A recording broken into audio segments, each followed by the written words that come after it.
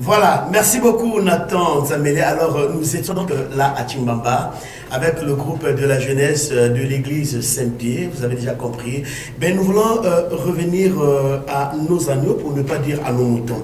Il n'y a pas de son métier, il n'y a que de sortes gens. Alors pasteur Élie du ciel Idoko, que pensez-vous par rapport à cette thématique?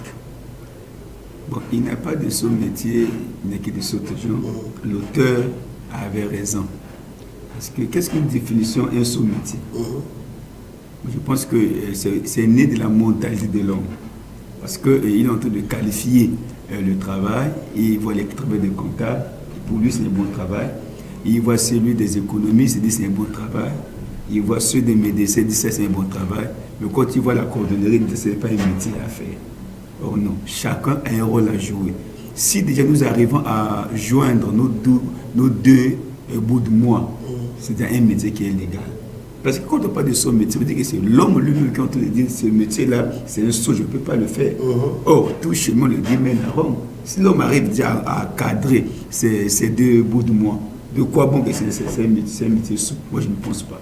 Je ne partage pas cette idée-là. Pasteur Élie du ciel, nous remarquons de partout, si vous avez un membre de la famille qui est député, qui est ministre, qui est conseiller, et nous voyons que ses parents vont tous les jours voir ce dernier pour demander, pour mendier, pour faire le partimé, parce que on connaît que Nathan Zamélé, c'est mon parent, il est ministre de l'économie, il est ministre de la communication, il est ministre de la sécurité. Voilà, donc je peux garder mes bras croisés, la manne va tomber. Est-ce que ce genre de pensée, vous épaulez ça, ou bien vous avez quelque chose à dire? Non, là c'est une erreur.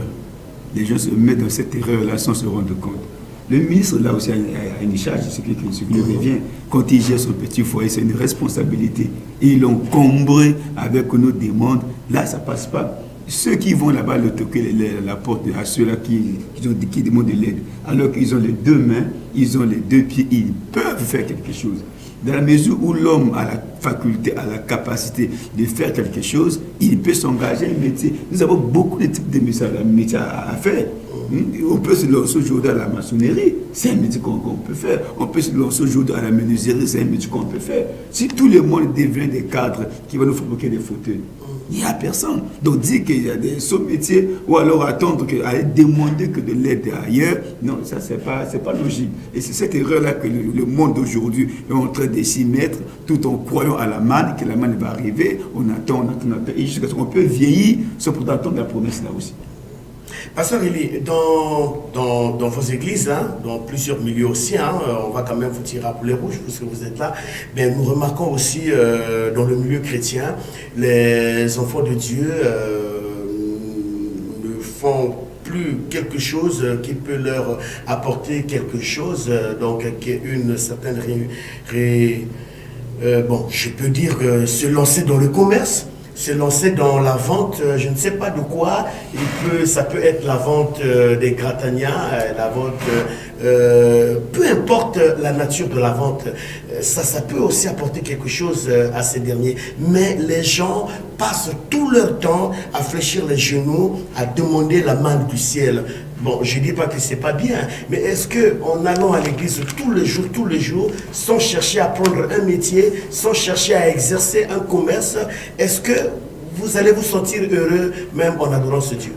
Merci beaucoup, monsieur le journaliste. La même Bible dit que chaque chose a son temps. Il y a un temps pour prier, il y a un temps pour travailler, donc chaque chose a son temps. Aujourd'hui, je peux dire le chrétien du 21e siècle, il s'est fait paresseux par la prière. Il trouve la prière comme une couverture pour ne pas qu'il travaille, pour ne pas qu'il cherche de métier. Alors, il s'est dit que Dieu va faire. Là, ce n'est pas des bonnes expressions. Dieu va faire quoi? La Bible dit, mets ton premier pas, le Seigneur y mettra les secondes. Le fait d'attendre les promesses sont pour toi exercer une activité, c'est faux. Vous connaissez Isaac, pour nous qui lisons la Bible. Isaac était le fils d'Abraham. Isaac est venu par la promesse. Dieu a promis Isaac à Abraham. Et la prophétie s'est accomplie. Un jour, Isaac est venu au monde. Mais la même Bible dit qu'Isaac était travailleur. Vous connaissez l'histoire, Isaac a travaillé des puits au pays des Philistins. Isaac a travaillé un premier puits, au lieu de chercher curé. il appelle son nom de Sitna, il change notre époux, il travaille, on laisse chercher querelle, il dit, ça là c'est sec. Il arrive à un troisième époux, il dit, là c'est rebord parce que Dieu m'a mis au large. S'ils allaient croiser ses bras, pour dire que non, je suis le fils de la promesse, j'attends, Dieu va faire les promesses, ça ne devrait pas s'accomplir. Là, c'est une erreur. On ne doit pas trouver la prière comme une couverture pour ne pas qu'on travaille, pour dire que non, nous attendons la manne, Dieu va faire, Dieu va agir sans pour autant exercer quelque chose. Là, c'est mauvais. Il y a un temps pour assurer la permanence, monsieur le journaliste. Il y a un temps pour travailler, il y a aussi un temps pour chercher du métier. L'église qui sont face de nous, les peuples qui viennent là, mais aussi ils ne travaillent pas. Comment ils vont donner ce fonds? Pour soutenir l'église. Pour soutenir l'église. Et ils même comme une charge pour les pasteurs. Parce qu'ils ne travaillent pas. Ils attendent à qui? Donc, le point, c'est qu'ils doivent travailler et exercer des métiers. Il n'y a pas de sous-métier. Ils peuvent exercer un métier donné. Et là, ça va leur assurer l'indépendance. J'ai pris un cas. Un frère qui prie, qui prend la prière comme étant une couverture, alors qu'il veut se marier. Mais il va avoir l'argent pour se marier. Le pasteur ne pousse pas une femme et un frère. Le pasteur ne peut pas organiser un mariage pour un frère de l'église. Le pasteur accompagne le frère qui a eu la bonne volonté de se marier. Il prépare son mariage, il prépare tout ce qu'il peut préparer. Le pasteur l'accompagne. Mais où il va trouver l'argent pour se marier s'il ne travaille pas? C'est ça la grande question. Et la prière a rendu les chrétiens d'aujourd'hui très paresseux. Très paresseux. Et là, c'est pas bien. Les chrétiens doivent se révolter. Ils doivent trouver du métier à faire. Ils doivent trouver du travail à faire. S'ils ne travaillent pas, la Bible dit, celui qui ne travaille pas ne mange pas aussi. Et il n'a pas de gros salaire aussi. Bien sûr, plus tu n'as pas un travail, pourquoi tu as un salaire? Il n'y a pas de salaire pour celui qui ne travaille pas. Donc voilà pourquoi les chrétiens d'aujourd'hui, qui ne disent pas Dieu va faire, ces expressions bidons, il faut appliquer, il faut travailler. En exerçant un métier donné, Dieu va envoyer les clients. Un petit commerce, Dieu envoie des clients. À base de ces bénéfices, tu peux organiser ton travail, organiser ta maison, organiser tes projets et accomplir le vœu de ton cœur. Mais si tu n'exerces rien, tu attends la manne, cacher la manne. Le temps de la manne était démodé. On ne vit plus le temps de la manne. Aujourd'hui, c'est au bout de l'effort que l'homme arrive à avoir quelque chose. Et c'est pourquoi aujourd'hui, nous voyons les gens dans la société, ils ne font rien. Ils sont là dans le système. Non, on les dit souvent là, à notre bétamatone. Ils vivent de ce pécat. On doit les donner. Sa vie devient comme ça. C'est une erreur. L'homme qui a les deux mains, l'homme qui est valide, est appelé à travailler. Moi, monsieur le journaliste, ça m'a surpris un jour.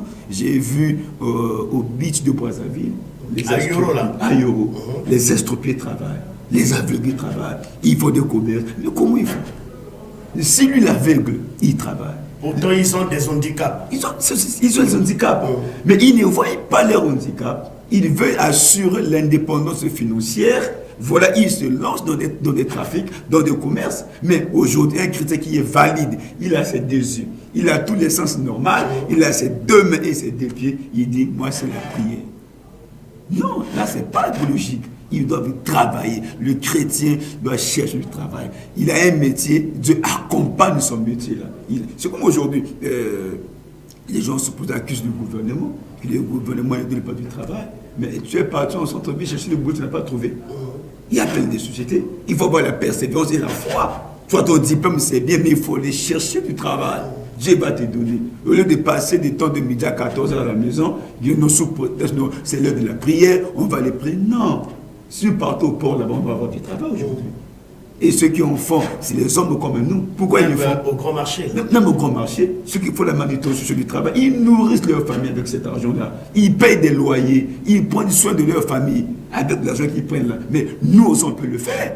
On ne peut pas trouver ça comme un prétexte. Ce n'est pas un travail que je ne peux pas faire. Mais pendant que nous refusons ce travail, il y a d'autres qui en font un chiffre d'affaires. Parce qu'ils travaillent, ils peuvent résoudre leurs problèmes à base de ce qu'ils reçoivent étant bénéfice de leur travail. Au lieu d'attendre seulement le bureau. Au lieu de le bureau. Mais vous attendez le bureau c'est quoi? Le bureau c'est quoi? Si déjà nous avions de quoi se vêtir, de quoi payer le loyer, de quoi manger, c'est ça le bureau? Dans un bureau, c'est un cadre bien climatisé. Mais si tout le monde va au bureau, qui va nous fabriquer les bureaux pour s'asseoir? Ah oui, c'est ça. Il y aura pas de médecins.